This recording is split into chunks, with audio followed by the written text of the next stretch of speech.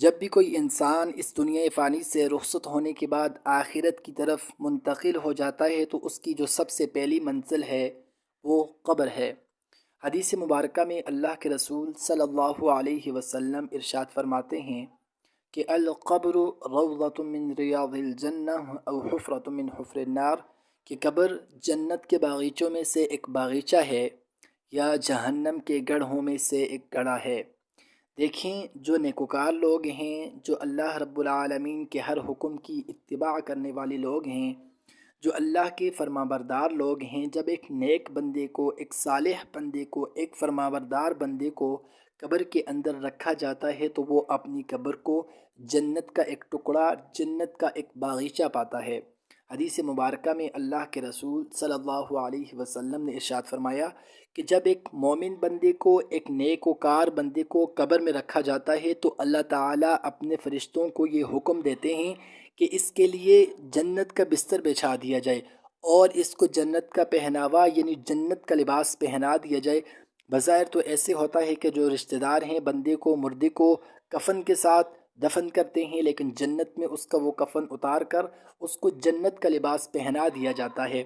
اور ایک اور حدیث میں ہے، اللہ کے رسول فرماتے ہیں کہ جنت کے دروازے جتنے بھی ہیں ان میں سے ایک دروازہ اس کے لیے مخصوص ہے، اس کو کھول دیا جاتا ہے کہ جس سے جنت کی ہوا، ٹھنڈی ہوا اور جنت کی خوشبو آتی رہتی ہے۔ اور جو نیکوکار لوگ ہیں ان کی قبر تنگ نہیں ہوتی، یعنی ان کی قبر کشادہ ہو جاتی ہے جنت میں داخلے کے بعد، قبر میں داخلے کے بعد،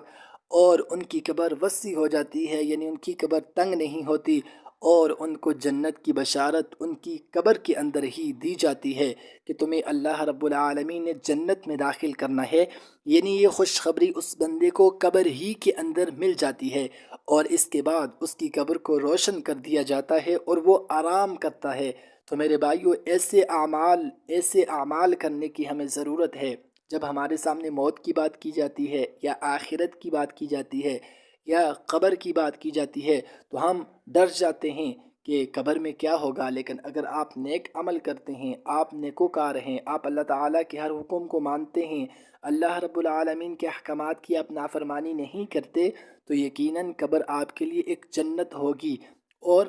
حدیث مبارکہ میں یہ بھی آتا ہے کہ قبر جب انسان اس کے اندر کسی مردے کو رکھا جاتا ہے تو قبر یہ کہتی ہے کہ دنیا کے اندر جتنے بھی انسان اس زمین کے اوپر چلتے تھے تو ان تمام کے تمام لوگوں میں سے مجھے سب سے زیادہ محبوب تھا۔ آج تو جب میرے پیٹ کے اندر آیا ہے تو میرے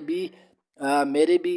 آج جب تو میرے پیٹ کے اندر آیا ہے تو میرے اس مہمان نوازی کو بھی تو دیکھ لے گا۔ اور اسی طرح اگر کوئی بندہ نافرمان ہے، اللہ تعالیٰ کے احکامات کو توڑ رہا ہے، جب اس کو قبر کے اندر رکھا جاتا ہے تو قبر اس کو کہتی ہے تیرا آنا نامراد ہو، دنیا کے اندر جتنے لوگ بھی اس زمین کے اوپر چلتے تھے تو مجھے ان سب لوگوں میں سے سب سے زیادہ ناپسند تھا۔ تو میرے بھائیوں، ہم ایسے اعمال کی طرف لوٹ آئیں کہ جو اللہ تعالیٰ کو راضی کرنے والے اعمال ہوں۔